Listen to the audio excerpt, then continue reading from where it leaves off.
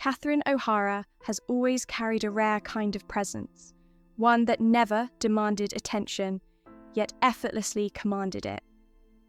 For more than 4 decades, she shaped the emotional backbone of comedy, offering laughter that felt earned rather than loud, and performances that lingered long after the screen went dark.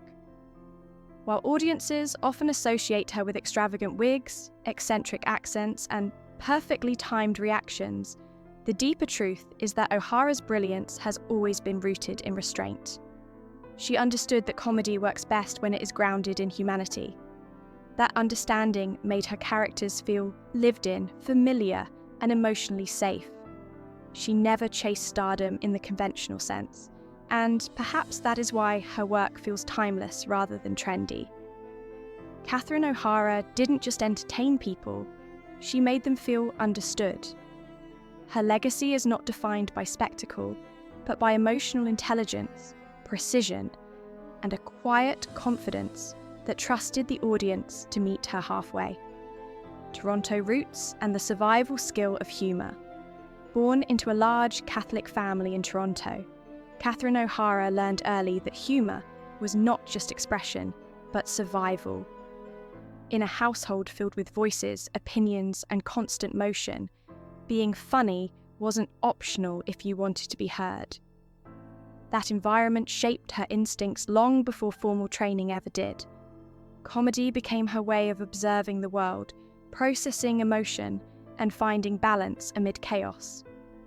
Those early years taught her timing, listening, and the importance of reaction over delivery. She didn't dominate conversations, she studied them. That observational strength would later become her greatest asset as a performer.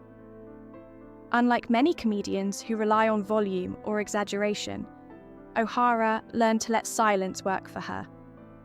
The seeds of her later brilliance were planted not on a stage, but around a crowded dinner table, where humour meant connection, and connection meant belonging.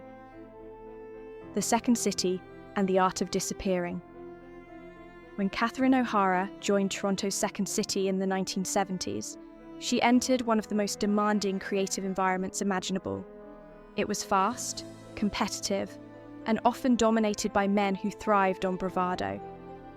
Rather than compete for attention, she refined a different strategy. She disappeared into characters so completely that ego became irrelevant. Working alongside future legends, she developed an improvisational style built on listening, adaptation, and emotional truth. She wasn't interested in punchlines alone. She wanted authenticity. That approach made her invaluable on stage and irreplaceable in ensemble work. Directors trusted her because she elevated scenes without overtaking them. Fellow performers trusted her because she made them better.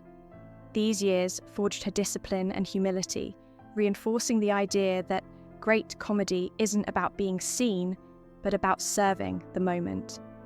It was here that O'Hara became not just funny, but formidable, becoming a cultural constant through film. The 1990 release of Home Alone introduced Catherine O'Hara to an entirely new generation, cementing her status as a cultural constant. Her portrayal of a frantic yet deeply loving mother struck a universal chord. She wasn't perfect, polished, or idealized. She was human. That relatability made her unforgettable. Year after year, audiences welcomed her back into their homes, often without realizing how rare that level of trust is in entertainment. Yet behind that warmth was a performer who took nothing lightly. O'Hara approached even the most commercial roles with the same seriousness she brought to experimental comedy. She believed that if people were inviting her into their lives, even briefly, she owed them sincerity. Fame followed, but she never chased it. Instead, she allowed her work to accumulate quietly, becoming part of family traditions, shared memories, and emotional comfort across generations. Perfectionism beneath the ease. What appeared effortless on screen was, in reality, the result of relentless internal discipline.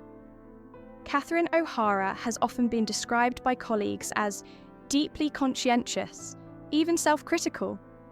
She treated comedy as precision work, carefully calibrating timing, tone, and physicality.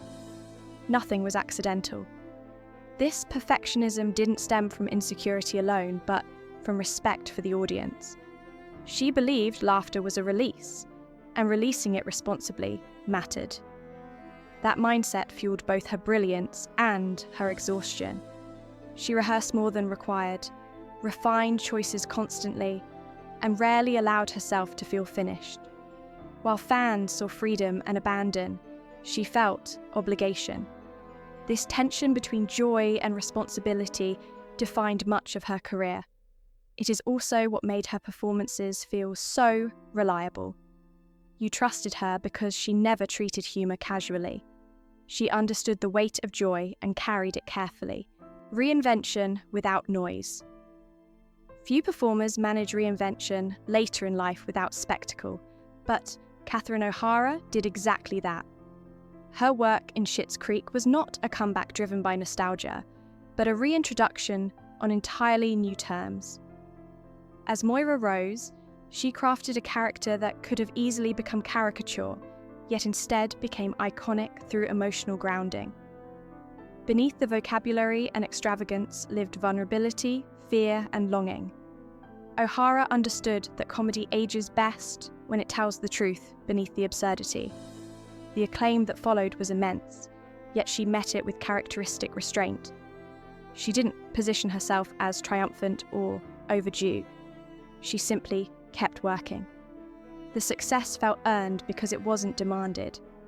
In an industry obsessed with relevance, she proved that consistency, patience, and integrity can outlast trends without announcing themselves loudly.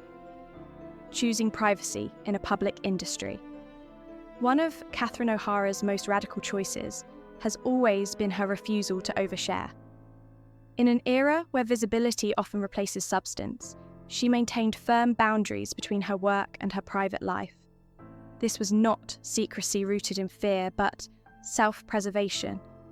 She understood the cost of constant exposure and chose longevity instead. That choice meant fewer headlines, fewer controversies, and far less noise. It also meant control. She shaped her narrative through work rather than commentary. This discipline protected her relationships, her energy, and her sense of self.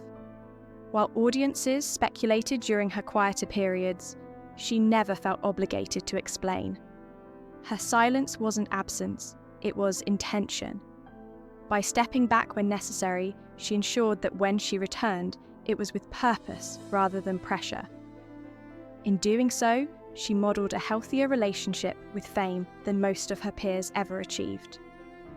The emotional labour of being funny. Comedy often demands emotional generosity without acknowledging its cost. Catherine O'Hara carried that cost gracefully for decades. She gave audiences relief, recognition, and joy, even while navigating personal loss and professional pressure. She belonged to a generation of performers who learned to keep going regardless of grief, believing that laughter was a service. That belief shaped her resilience, but it also required endurance. She showed up fully, even when depleted. That generosity is rarely visible from the outside. Viewers saw energy, not effort, warmth, not weariness. Yet, her commitment never wavered. She believed that if people came to her for laughter, they deserved honesty within it. That philosophy explains why her performances resonate emotionally, long after the jokes land. They aren't escapes from reality, they are companions to it. She didn't distract audiences from pain, she stood beside them through it. A legacy built on emotional truth. Catherine O'Hara's legacy is not defined by any single role, accent, or award. It is defined by trust. Audiences trust her because she never patronised them. Fellow artists trust her because she elevated collaboration over ego. Her work reminds us that the most lasting performances are built on empathy rather than excess. She showed that you don't need to dominate the room to define it. and that humour, rooted in humanity, never expires. In a culture that often confuses volume with impact, O'Hara's career stands as proof that subtlety can be revolutionary.